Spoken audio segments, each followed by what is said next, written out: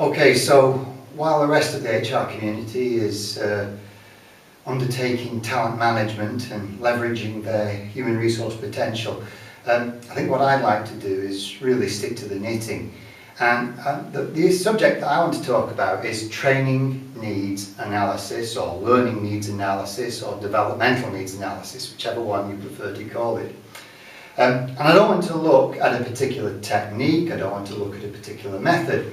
What I want to do is be clear about what it's doing, what it should be actually identifying.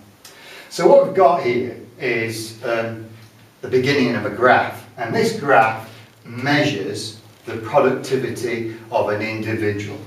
And as we go up the graph, it gets higher, and as we get down the graph, it goes lower. So, okay, what we've got here is a particular group that we are looking at, and we are trying to examine the productivity of the individual. And what I've put in here is a line, and this line you can call it the experienced workers standard.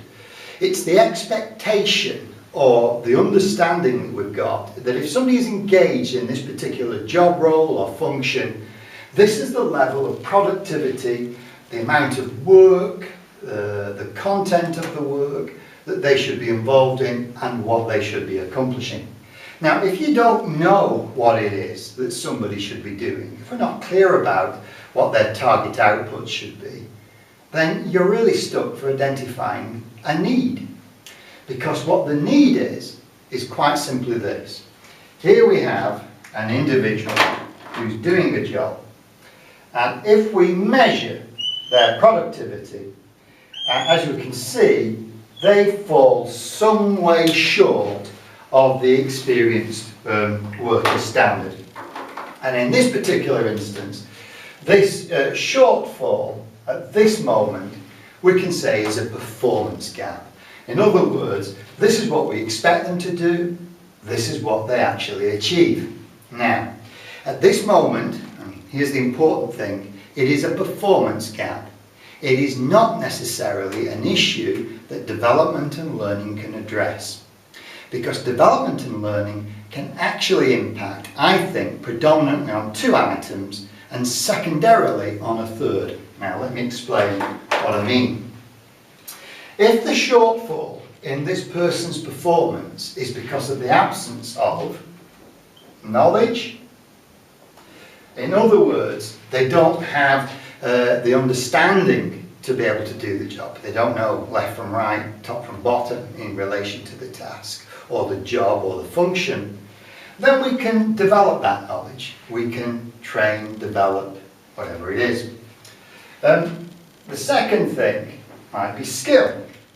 Now, with skill, that's the physical skill, the ability, the competence, if you like, in terms of the undertaking of the task that allows them to do it. You know, it's one thing having knowledge of how to drive a car. It's a quite different thing having the skill to be able to know how much to turn the wheel, how much pressure to apply to the brakes. Those are all physical skills. And those physical skills, I mean, I've just described driving a car. It could be, you know, how do you conduct a performance appraisal? How do you give somebody bad news? That's a physical skill as well as a knowledge one. You know, effective listening skills, good body language, framing of points and questions, so on and so forth. Now, in terms of development and training, we can definitely equip somebody with knowledge and skill. And that's what needs analysis or should be looking at. That's what we're doing, or that's what we should be doing when we identify a need. It's because these knowledge and skills are missing, and that's what the performance should be if this person is equipped with the knowledge and skill. Now, quite frankly, that is not often the case in needs analysis. What is more often and more frequently the case is that the needs analysis is essentially a finger in the wind idea about, we've just promoted them to a supervisor, let's put them on leadership development. Why? Have we established what the gap is in terms of their knowledge and skills? And is there a gap in terms of performance?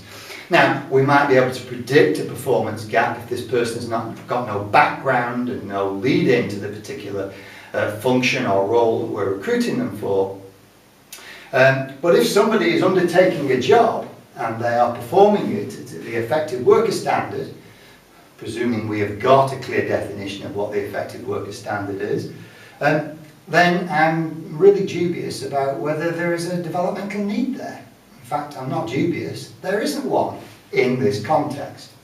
Now, there's one other item that we often place in this area that training can impact on, and that is attitude. I've written that in red simply because I've got some reservations when people have got an attitudinal problem and they are sent or given development in order to turn that attitude round. I think the major influence on somebody's attitude is line management. And if I'm told this person's got an attitudinal problem and I want you to train it out of them, the first question I've got to ask is why have they got that attitude and the problem? And in many cases, it's a failure of management. Now, without doubt, training and development events, be they AE-based or classroom-based, or whatever form, can certainly contribute to positive attitudes. But if that person returns to an environment and a culture where the appropriate and right attitudes are not supported, then they're going to burn up like a rocket coming back in for re-entry. Now, what you will also get on some programs is another individual, and you would have to ask yourself, in this case, this person exceeds the worker standard, quite significantly in fact.